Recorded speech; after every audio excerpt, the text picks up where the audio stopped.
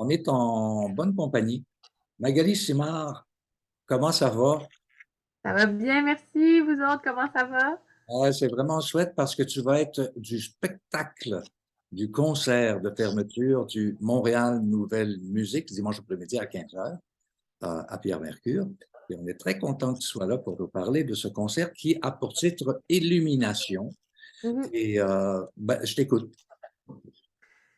Le concert Illumination, en fait, il y a les Illuminations de Britain, les Illuminations de Brian Tierney et aussi Variations on a Theme by Frank Bridge de Britain. C'est un concert qui est donné par l'Orchestre classique de Montréal dans leur formation d'orchestre de chambre, mais tout le programme est pour orchestre à cordes. Oui, puis là, il y a un changement parce que le chef qui devait le faire était Alain Trudel, qui malheureusement a cette maladie qu'on appelle la COVID. Donc, parle-nous du chef qui va le remplacer. Celui qui le remplace très généreusement pendant la semaine de relâche de ses enfants, qui avait prévu faire plus d'activités en famille. On l'a volé. Adam Johnson, qui est un jeune chef d'orchestre canadien, qui a été assistant avec l'Orchestre symphonique de Montréal de 2016 à 2018, si je ne me trompe pas. Je l'ai rencontré hier pour la première fois. On a fait une première répétition avec piano, placé les choses avant qu'il aille avec l'orchestre. Puis c'est un gars qui est très, très, très gentil, puis qui a beaucoup d'expérience aussi à diriger des œuvres tant vocales que symphoniques. Donc, c'est vraiment un grand plaisir de travailler avec lui. Mais toi, est-ce que ce sera la première fois que tu feras les illuminations de Britain?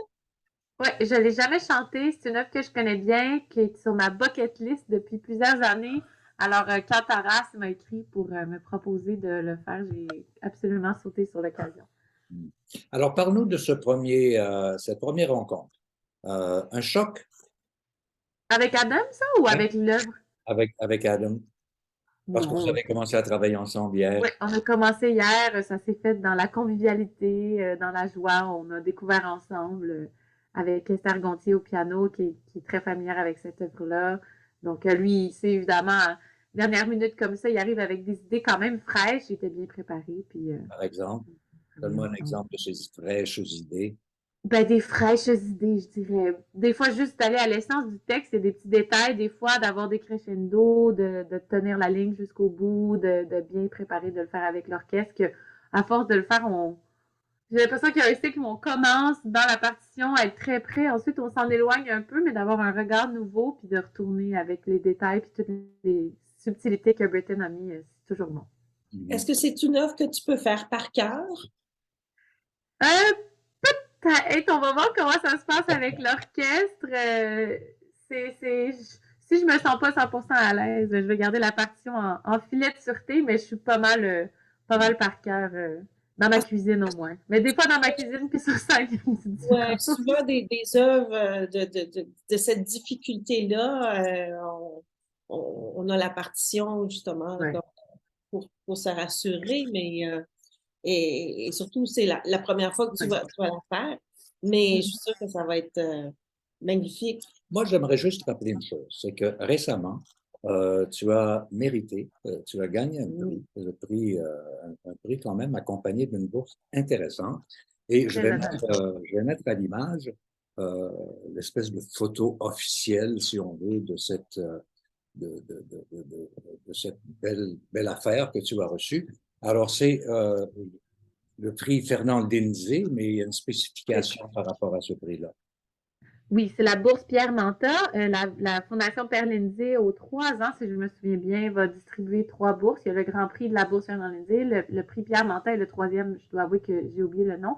Et moi, j'ai eu la bourse Pierre Manta cet automne. Il faut dire que la photo, en même temps, est très flatteuse.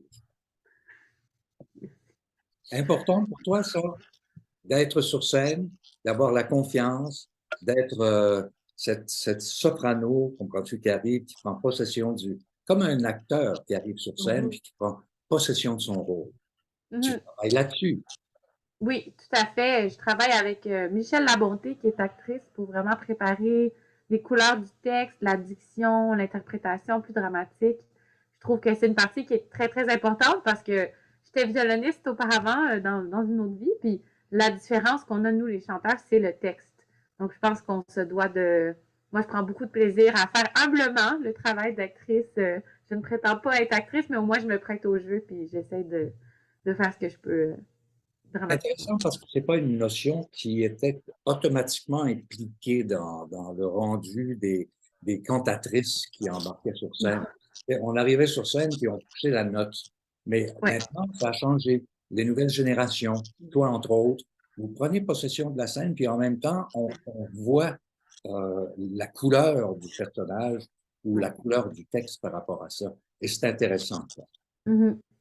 En même temps, je pense qu'au début du 20e siècle, même jusqu'à la moitié, je pense à des interprètes comme Denise Duval, pour qui Poulenc a écrit grand nombre de rôles, par exemple Blanche dans Dialogue des Carmélites, qui avait une diction impeccable, comme il ne s'en fait plus aujourd'hui. Puis la place de la déclamation dans l'apprentissage du chant lyrique était vraiment plus importante que ce qu'on a aujourd'hui. Donc j'ai l'impression qu'il y a eu peut-être un creux de vague en deuxième moitié du 20e siècle, puis que là, avec les mettre live in HD, les DVD et tout ça, il faut qu'on se remette à se rapprocher du texte puis d'être plus crédible sur scène. Parlant du texte, le texte sera chanté en anglais? Non, non, en français. C'est sur le texte des Illuminations de Rimbaud. De Rimbaud.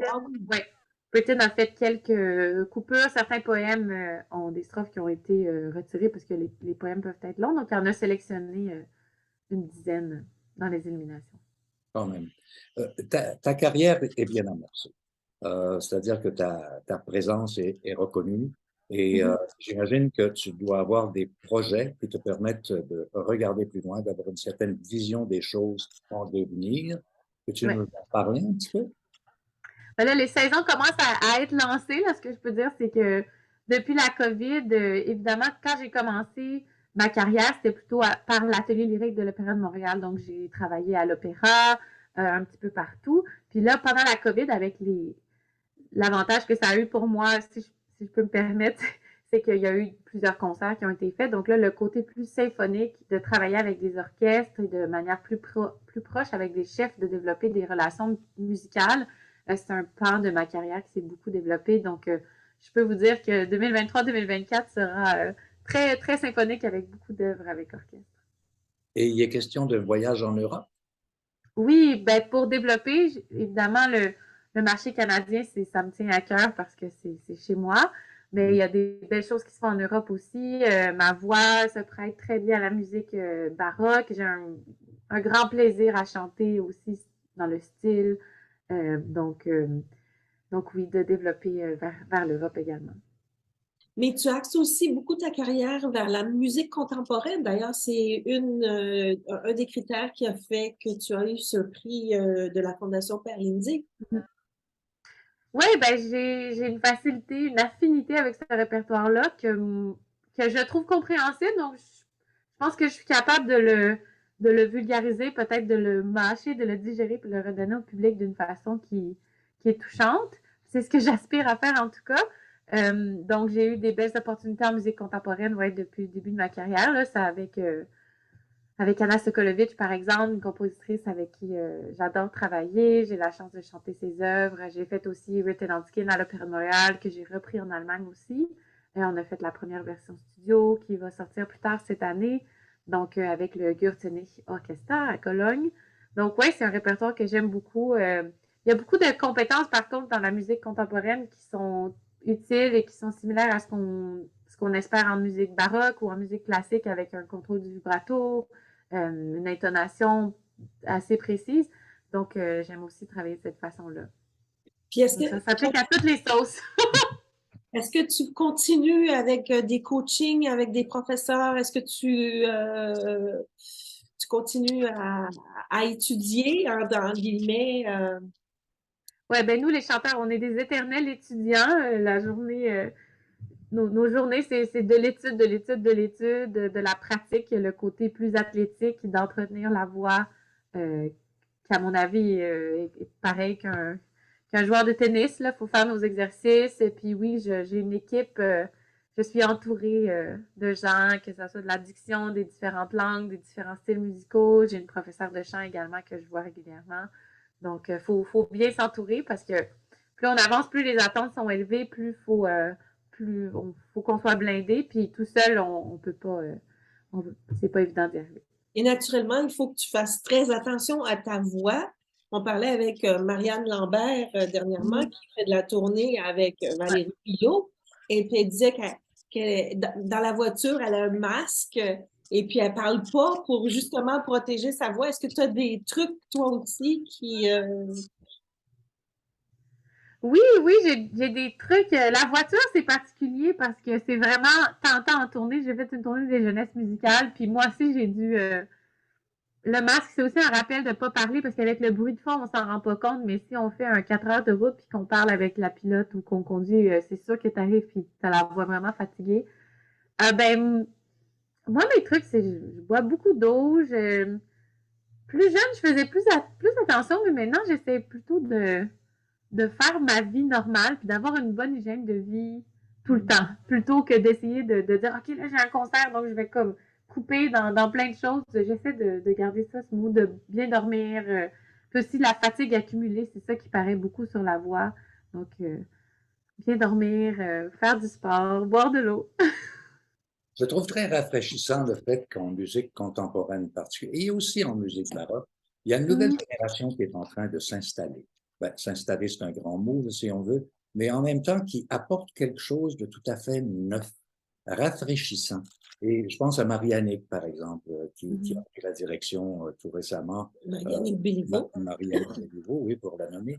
Et d'autres jeunes qui, comme ça, ont comment dire, un imaginaire, une créativité qui apporte beaucoup, tant à la musique baroque que la musique contemporaine. Et ça, tu en es sûrement consciente aussi, que tu fais partie de cette nouvelle génération. Ben, j'essaie, en tout cas, au meilleur de mes capacités. Je pense que c'est important de continuer de se renouveler, de trouver un moyen de s'adresser au public qui est là aujourd'hui. Parfois, quand on fait toujours des œuvres du passé, c'est facile de se demander pourquoi c'est pertinent pour moi aujourd'hui d'aller voir une symphonie de Mozart qui a été écrite 200 ans et plus. Donc, je pense que par les interprètes, on peut rester pertinent, puis ça reste important qu'on soit là, puis on peut connecter aussi, renouveler le public. Et outre le chant, Magali, tu as d'autres intérêts. Entre autres, tu fais de la radio. Oui, j'ai fait de la radio depuis cet automne. J'ai fait une maîtrise en gestion du développement durable pendant la COVID parce que j'ai des petites tendances, je dirais pas hyperactives, mais j'aime ça me tenir bien occupée. Puis c'est ça, j'ai décidé de m'inscrire à l'école. Ça faisait plusieurs années que c'est des enjeux qui me préoccupaient beaucoup. Puis je me suis dit, c'est le moment ou jamais d'aller approfondir ça. Puis j'ai la chance d'être faire partie des agents doubles de Catherine Perrin à l'émission Feu Vert le dimanche à 15h sur les ondes City Première. C'est un grand plaisir. Et c'est pas une chronique musicale, faut pas se méprendre. Non, non, c'est une chronique en environnement. Ouais, on se fait donner des missions, alors on doit apporter des solutions à des enjeux. La dernière que j'ai faite, c'est sur les sels de voirie, donc les alternatives au déglaçage. Comment on peut déglacer nos routes de manière plus écologique. On est vraiment loin du chant, mais ça montre la diversité de tes intérêts. Mais ça se recoupe, en fait. Je pense que c'est des enjeux sociétaux qui doivent amener des comportements, des changements de comportement, des changements dans l'imaginaire aussi des gens de proposer une version de nos vies qui est, à mon avis, plus axée sur la communauté, moins sur la consommation. Puis c'est là que je fais le lien puis que je ramène la musique. Mais quand on va voir un concert, par exemple, c'est low-tech, on est assis dans une salle, dans le noir, on décroche, les instruments sont d'époque. Je trouve qu'il y a quelque chose de bien aussi de prendre le moment de s'offrir au concert. Donc, je ramène tout ça ensemble.